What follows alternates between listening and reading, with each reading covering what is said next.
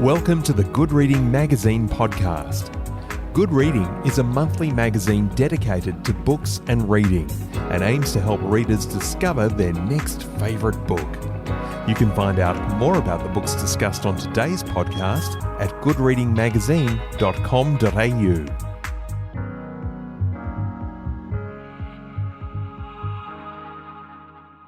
James O'Loughlin is a comedian, television and radio host, and author of numerous books, including 2 novels, Criminals and Liars. James hosted The New Inventors on ABC TV, and he currently presents the afternoon show on ABC Local Radio in New South Wales. James also hosts the asbestos-based podcast, Dust Disease Diaries, for the Asbestos and Dust Diseases Research Institute, and he co-hosts the mental health podcast, Minding Your Mind, with Professor Ian Hickey. Today I'm talking to James O'Loughlin about his latest book, The Missing Piece, How I Became an Accidental Activist. James, welcome to the Good Reading Podcast. G'day, thanks for having me. The Missing Piece is a book about asbestos and mesothelioma, but it's also about friendship. It begins with an account of a singular fellow called Jum Wallner, or Jum. How did your friendship come about, and what sort of bloke was he? Well, we were both at school together at Canberra Grammar, but he was a year below me. I took a year off and then we were both at Wesley College at Sydney University. He was studying vet, I was studying law, and he had more best friends than anyone I've ever met in my life. He had a rare combination of a natural charisma, great humour and intelligence, but also a great natural modesty. Charisma is often coupled with people who want to be the biggest presence in the room, and he never did. And he was just a comfortable person to be. Some people are comfortable, some people are funny, some people are smart. Not many people are all three, and he was one of them. By the time he got married, like 10 years later, there were 12 of us who all thought we should have been his best man. That's how many best friends he had. He just attracted people all through his life. Let's talk about asbestos and mesothelioma. Many Australians would be familiar with the long-running legal battle against the James Hardie Corporation, centering on that company's manufacture of asbestos products and its subsequent attempt to evade billions of dollars in compensation. What sort of products are we talking about, and how long have the dangers of asbestos been evident? Depends evident to who. So the knowledge gradually seeped out, but there is, for every one of us, there is still over 200 tonnes of asbestos in the built environment for every single Australian. Most of it's in situ and most of it is safe. It's in boards, building products, and there is a great danger whenever they are exposed, when houses are renovated, when buildings are torn down and rebuilt. But happily, there is a much greater awareness of that now. There are still things that don't go right, as we've seen with various incidents over the last few years. But the thing with asbestos is the more baked in the asbestos is, for example, to a building material that might be on a roof or a wall, the less danger it is. The looser it is, the more dangerous it is. And Jum, unfortunately, was exposed in his home to the very most dangerous kind. What symptoms had Jum displayed prior to his diagnosis, and how was Jum's condition diagnosed? It began with a pain in the backswing. He played a bit of golf, and his backswing, he felt a pain in his kind of side. He thought it was muscular. He went to the physio.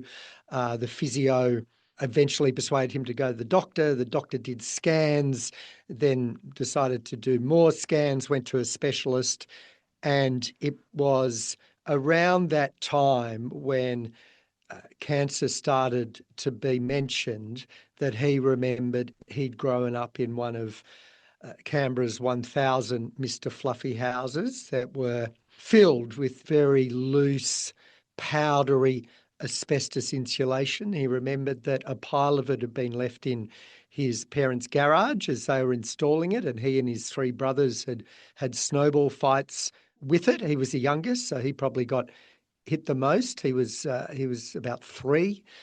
He remembered that his mum had taped tinfoil, alfoil over the vents in the kitchen because this wispy asbestos stuff kept floating down into the kitchen. This was all in the 1970s, before there was widespread knowledge how dangerous it was. A company called Mr. Fluffy. Now, that's a benign name. It even sounds maybe slightly comforting. But leaving behind a pile of loose, powdery asbestos for kids to play in, is that negligence or ignorance? It depends on the degree of knowledge, and there's no evidence that the person who ran the Mr. Fluffy company, who's been dead for over 20 years, knew how dangerous the insulation he was installing is. In fact, apparently he used to keep bags of it under his own house, suggesting that he didn't know the danger. The federal government did do an inquiry in the late 60s, before the asbestos happened to be installed into Jum's and many other houses. It was eventually installed into 1,000 houses. The federal government Department of Health commissioned an inquiry, and it did come back not saying this is incredibly dangerous, stop it, but raising enough red flags to suggest that further inquiries could have been warranted, but not insisting on them. It was kind of a little bit grey, and no one really knows what happened to that report, except that it wasn't acted on. If it had been, a lot of tragedy would have been prevented. How quickly did the disease advance for Jum? Well, if you wanted to say something nice about asbestos, it would be at least it waits generally a few decades before it wakes up and starts trying to kill you. So he had that snowball fight when he was 3. He was diagnosed when he was 54. Some people are diagnosed 20 years after first exposure, 30 years, 40 years, 50 years, 60 years. So in some ways, he was extremely unlucky. In another way, you could say, well, he got 50 years after he was first exposed to asbestos, and that could have been worse. And what was the quality of life for Jum after his diagnosis? Well, mesothelioma is fatal. It's incurable. The average lifespan after diagnosis is 11 months, and it is a very extremely painful disease.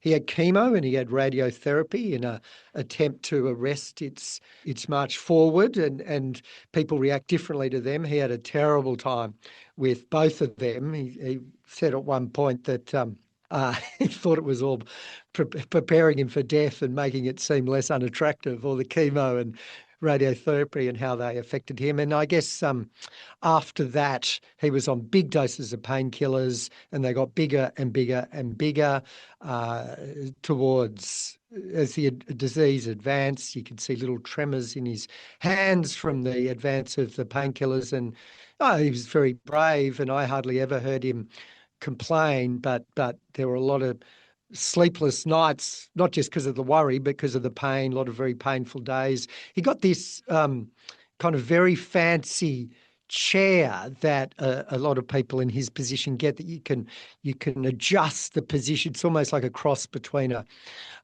helicopter and a chair. You can adjust the positions, and a little bit more pressure there, a little bit less there, in a very precise way, and you'd see him settle into it and kind of drive it until he'd get into the least uncomfortable position and let out a kind of a semi sigh of not relief, but at least less pain.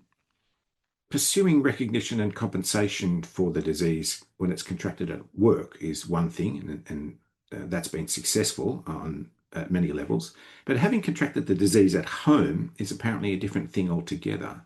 What were the challenges in pursuing justice, particularly when the responsible company no longer exists? Yeah, and the other issue was, I mean, the unions.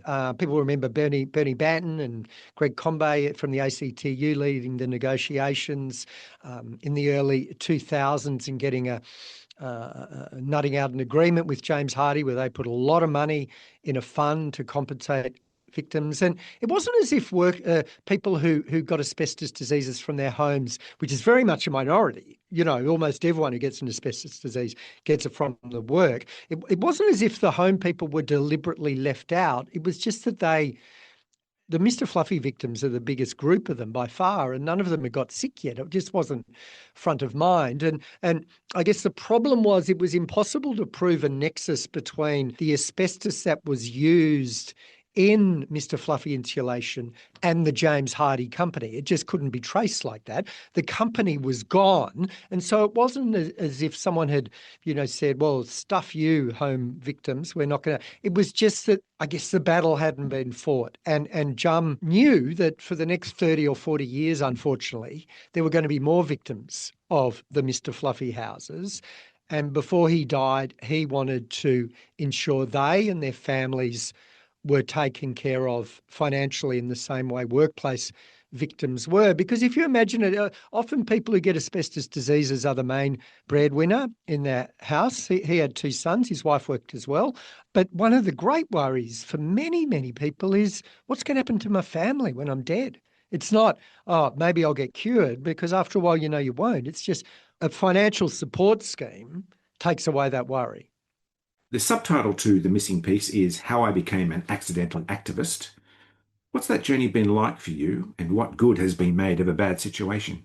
It's tragic seeing a friend go through this disease. And usually when you've got a dying friend, most people are going to have a dying friend. And if you never have one, that probably means you are going to be one, unfortunately. Usually there's not much you can do except bake them some banana bread. And I'm pretty crap at baking. Here there was something I could do. It was I could help Jum achieve something that was really important to him before he died. And I felt he was driven to achieve it, and his brother Bruce was driven to help him. And I was just as driven to do everything I could. The other side of it is that learning about how to effectively lobby not one but 2 governments, 2 politically opposed government, Labor ACT and Liberal Federal, who had been arguing about whose responsibility these Mr. Fluffy homes were for decades, was kind of fascinating. And it was like playing a game everyone except us knew the rules to. We didn't know how it worked. I asked a lot of people, I got advice, I tried to work out what would influence them, what wouldn't. People said, start a Facebook page, get a petition, and we didn't think that would be effective. We tried to find influential supporters like the Australian Medical Association, the ACTU, medical groups, Australian of the Year James Mukey, the head of the Ethics Centre. We asked all of them to write us letters of support because we knew that they would be letters that the ministers involved, they wouldn't have to do what they said, but they would carry some weight. The Australian Medical Association carries some weight with the health minister. We tried to frame our arguments so that they would not just be about why we wanted this, but why it was a good idea for a government to do it. For example, we said, look, okay, if Jum dies, there'll be another victim next year, and there'll be another victim the year after. And if they want our help, we're going to give it to them. So you're going to have this issue coming back again and again and again for the next 40 years. And sooner or later, someone's going to do something about it, and they're going to be a hero. So if someone's going to be a hero, why don't you make it you? And so, yeah, I guess we just tried to be strategic as we could. And we also said, and by the way, once this is done, to the ministers, you never have to hear the words Mr. Fluffy ever again. They've haunted Canberra for decades. Federal and ACT have had many fights about them. This is the missing piece. This is the final piece. Once this is done and the victims are taken care of, you can relax. At the end of the book, you include an appendix, which is titled 14 Principles of Persuasion and Influence. What prompted you to include that in the book? Because I'd done all this work, Bruce and I and Jum had done all this work to try. I mean, our campaign, none of us had ever done anything like that before. A ministerial advisor called it the best community campaign they'd ever seen. And that was because we really tried to work out what worked and what didn't. And I think the principles that we kind of got advice about and worked out ourselves and tried to put into operation are effective for any type of persuasion. An example is as different from this as you could think of, trying to get your kid to eat their broccoli. So if you say you should eat your broccoli because it's full of um, nutrition. It's full of minerals and vitamins and all that. They're just going to hear blah, blah, blah. But if you put yourself in their shoes and say, okay, what's going to motivate my 7-year-old kid to want to eat something they don't like? You can't pretend it tastes nice if they don't like it. Hey, you ever at soccer training and like halfway through you feel a bit tired? You're flagging a bit. If you eat broccoli, actually, you might have more energy. That's going to work for them. So I included the appendix because I guess I didn't want all that knowledge that we so painstakingly tried to discover and implement to go to waste. Like I said at the beginning, this book is not just about mesothelioma and asbestos, but it's also about friendship, the joys, the regrets, our past and our present friendships. But do you have a different perspective on friendship after this experience and also through putting your thoughts down into a book? Completely. So Jum and I and a lot of other people too were great friends at uni, and Jum and I never lived in the same city again. And kids, careers, you get busy. And I remember thinking, I always had at least 2 jobs. I was a lawyer and a stand-up comedian, and then I was a radio announcer, and that was at night, and had lots of kids and was writing books and whatever. And I remember thinking, I can't do everything. Something's got to go. And kind of almost cold-bloodedly thinking, I want to spend a lot of time with my family. I'm committed to my career. I love my wife. I don't have time for friendships at the moment. And I thought it was a sensible, rational decision. I thought time was abundant and there would be plenty of it. Jum and I used to joke about the fact that we didn't have time to see each other. And part of this journey, I mean, as soon as he was sick, as soon as I heard the news, I realized he was one of the most important people in my life. And I'm so glad that I got to spend a lot of time and talk to him a lot in his last year. And now, not just me, but the whole group of us, actually, I think we value each other more. We make more of an effort to see each other. We're kind of kinder to each other, and we're less scared to have the big conversations. When someone's dying, you can have lots of conversations with them that you've never had before, and it can be kind of scary at times, but also wonderful. And I tried to push into them as much as he wanted to. And now a lot of us have those conversations, even though we're not dying. And it's really good. Well, that's a nice lead into my next question. Premature death and final conversations are an inevitable part of incurable diseases like mesothelioma. What have you learned about conversations with those suffering from the disease when you're aware that it might be your last conversation? Yeah, one of the chapters in the book is called How to Deal with a Dying Friend. And just as the appendix about persuasion is what I learned about that, it's what I learned about, well, they're my thoughts about that. Look, I think usually friendship is equal. You have a good time with someone, and then if for a while you don't have a good time with them, maybe you don't see them for a while, and that's fair enough. It's not like your family who you're stuck with. Not that that ever happened to me and Jum. But when they're dying, I think it's different. It's got to be all about them. Like, the last thing you want is your dying friend to be your grief counselor. Oh, I'm so upset you're dying, boo-hoo. I mean, that's a natural thing to feel. I used to feel it all the time, but I didn't want to burden him with my feelings. He had enough of his own. He was the one dying, right? So the conversations have got to be ultimately in service of them. And I think it's really important to be open to the idea of discussing their illness and death, but not make them. Just to listen really hard, check out the cues. I mean, Jum once said to me, he'd planted some seedlings. Don't know if I'll see them bloom. And that was kind of a hint that he was open to talking about death at that time, and it was up to me to kind of pick it up and rather to say, just something like, "Oh, do you think?" And that would give him the opportunity to either talk about it, but not make him talk about it. I think it's really easy to talk about the disease because that's a big part of their life and that'll naturally come up. And so you should ask people about that. But yeah, we had some wonderful conversations. The last one, he was on very high doses of painkillers, and I I knew it was the last one, or I kind of knew. And I think I overthought it a bit, and I wish I'd been a bit more, I thought about what I wanted to say too much, if you know what I mean. And sometimes that can take the spontaneity out of it. But I'm sure lots of people who've had last conversation with friends have a few wish-ides, and overall it was what it should have been. Well, talking about things, James, you also host the Dust Disease Diaries podcast for the Asbestos and Dust Diseases Research Institute, and you also co-host a mental health podcast called Mind in Your Mind. What are the messages you want to put out there?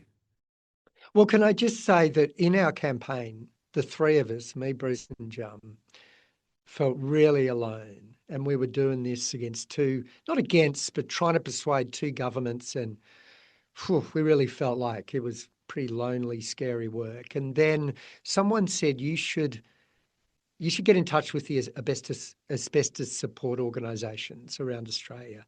And there are a lot of them.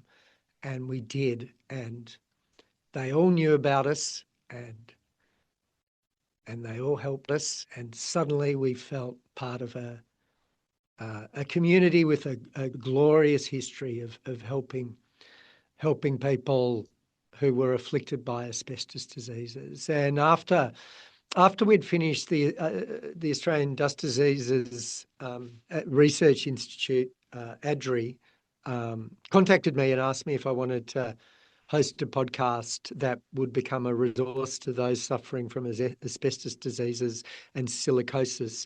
That would basically, I'd interview doctors, researchers, victims, lawyers, nurses, everyone who was within the ecosystem, so that, I remember Jum and Linda, his wife, trying to find out information. And now there's all this series of podcasts, and there's a portal as well on the ADRI, ADDRI website, that just enables people to, when they are, and people are still going to be diagnosed for the next few decades, sadly, to go to one place and just get the perspectives on what the medical options are, what the legal options are, and what it's like for other victims.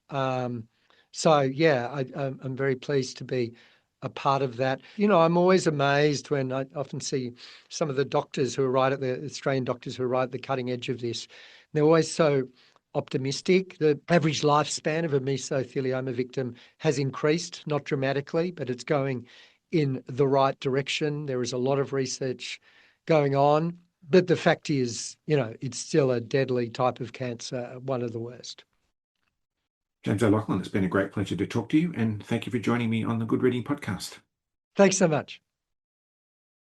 I've been talking to James O'Loughlin about his latest book, The Missing Piece: How I Became an Accidental Activist.